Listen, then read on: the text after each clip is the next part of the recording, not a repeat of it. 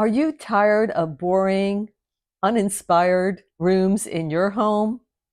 Do you want a home that shows people who you are and what you care about? In today's episode on Everyday Penny, we have a game changer for you. I'm joined by the amazing Felicia Wallace Benton, interior designer extraordinaire with a formal education and over 10 years in the business, transforming people's homes and businesses into spaces that are truly inspired with their vision. Felicia doesn't just decorate, she uses patterns and textures to create spaces that are as unique as you are. Do you want your home to reflect your unique style? Well, Felicia from Designing Your Vision is here to show you the way. Let's get started.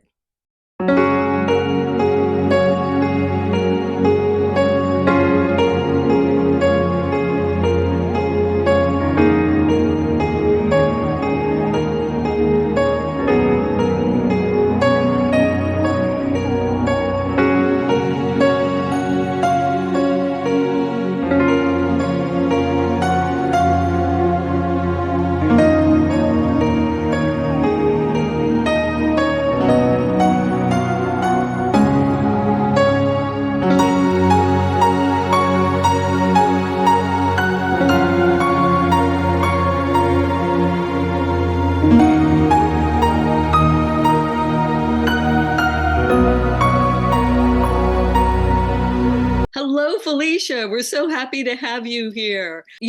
So just a little background on who you are.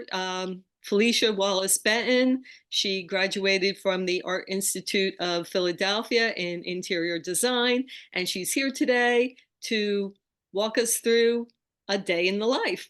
Let's start with what inspired you and led you to become an interior designer entrepreneur. Well, while I was going to school for interior design, I was also working part-time. This is a career change for me. I used to work in finance, and then I decided that wasn't for me, and I decided to go back to school. While I was going back to school, I was also working part-time, and I would drive by this design studio. I went in, I spoke to the owner, and I just told her I don't know what an interior designer is. I just feel like this is my calling because I do it. I just didn't know there was a thing. Like interior designer was a thing. So she laughed. And basically she brought me into her studio to work with her. And she's the one that gave me my first client. And I was scared to death to do it. But she kept saying, you have the ability, like you have the know-how to do it. After I finished with the client, she really affirmed that, you have that ability to see what your client wants within their space. So she's the one that actually gave me my push to go out there. I never really went out there fully until just in November of last year, but she's the initial reason, along with a couple of others, that gave me the push to do it. And I'm just grateful for it because I love it. I do love interior design. I love making people's spaces. Fantastic. Can you then walk me through what one of your days, your typical days would look like? None of my days are really typical. I do try to schedule them. So starting this business, doing it full time now, because before this I was doing this part time. And what I really learned is you definitely have to keep in mind time management. Like you definitely have to have that time management.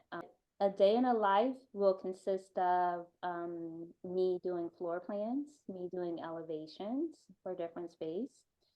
Sometimes I may have a fun day where I can go out and select fabrics and finishes, but even that can be kind of stressful too because you don't want to bring your client back too many or too few to select, but just a sizable amount so they can make a decision for different spaces within their home. Basically, I try to structure my day around what I have to do, and then if anything else falls in, I try to reschedule it. So A typical day is really not that glamorous as people may think. I'm normally sitting at my computer doing floor plans and elevations and trying to make sure what we need to fit in the space is fitting into the space. If they need a custom piece that is designed to work in the area that they need to do. If they're doing a kitchen, that I'm fitting in that oven or stove that they want, and then also any other knickknacks or spices in the cabinetry.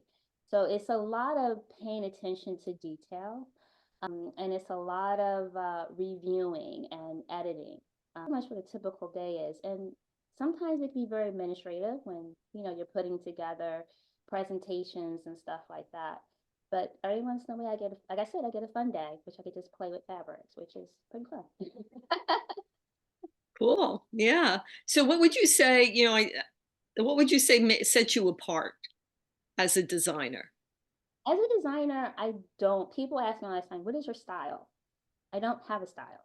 I basically take a lot of time in interviewing my clients. And I just recently took on a business coach that has affirmed that that's key. I used to think that that was just a waste of time, but I never really thought about the value of that. By me sitting there and just grilling them with questions, they're like, "Why do you need to know this?" I need to know how you live in your space. I need to know more about you. The more I know about you as a person, the lot easier it is for me to design. Like I need to know, do you like purple over blue? Does blue make you sad? Do you rather prefer green? And sometimes people don't know that right off the bat. So by me interviewing them and just asking them key questions about how a certain space makes them feel, what do they dislike or like about their current space, what would they like to see? By me having that conversation with them, and sometimes it's more than one, I get to understand more about them. And as a result, I don't design based upon my style and aesthetic. I kind of take their vision that they want for the space and implements that into the overall design.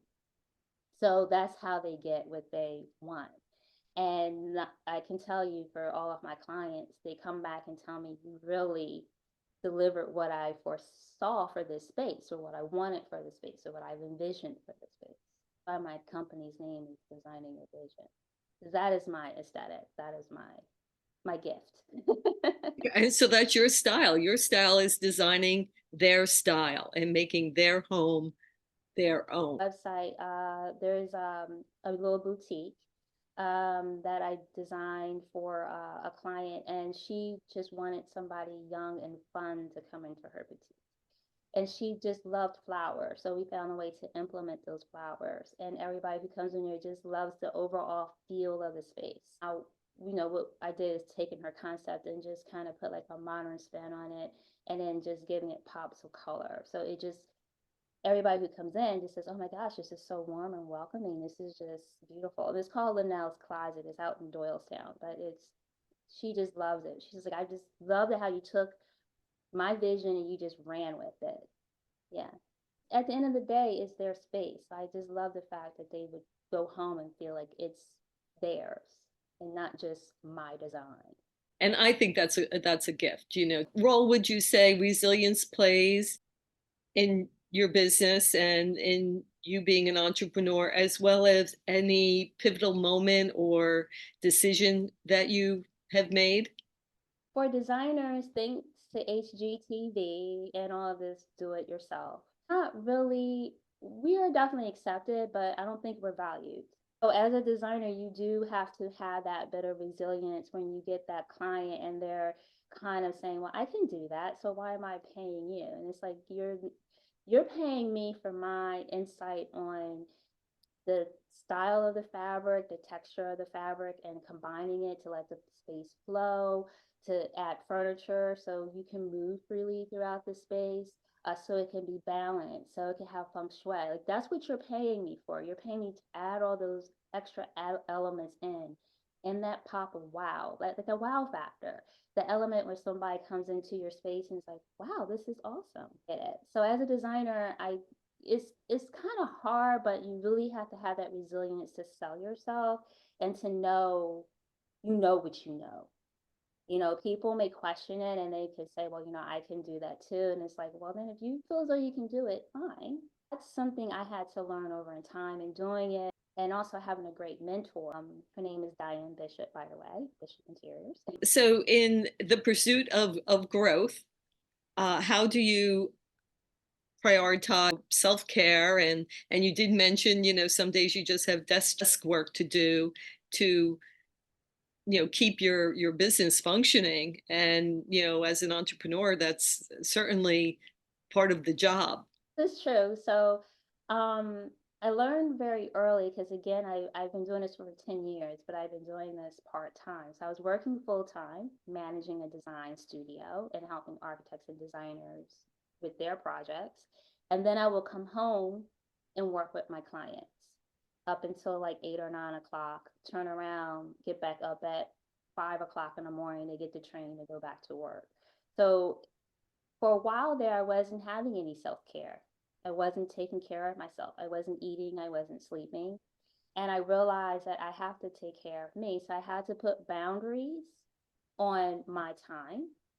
And I thought that that would kind of disadvantage my clients, but they understood. I also try to exercise and I also meditate. Very religious person, so I do pray a lot. And that has helped me to, again, keep my mind focused and not to think so much on the negativity that comes when you're a sole entrepreneur. Because with any type of business, you have your flux where everything's good, and then you have your times where it's your low.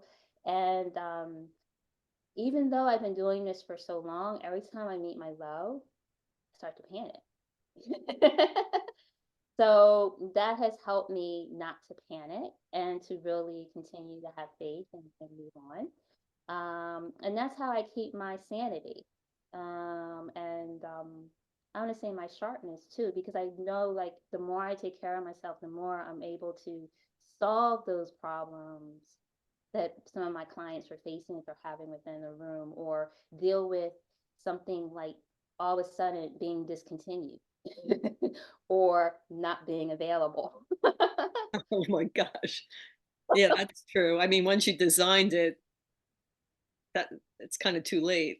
You just woosah and then you go back and you have that conversation with the client. And sometimes it smooths itself out, it works itself out. But it's just, if you're not mentally there to do that, it's 10 times harder. And then you take out your frustrations on your clients. It can have like a bad snowball effect. So that's why I've learned very early that I have to set up my boundaries and I have to take care of myself. Great. What advice would you give to other aspiring entrepreneurs who are just starting their journey? Well, if you're like me, I had to be pushed out there. I didn't like it wasn't until I actually did it that I was like, why did it take me so long? So my advice is if you're passionate about it and you're really second guessing yourself if you should do it, I say just do it.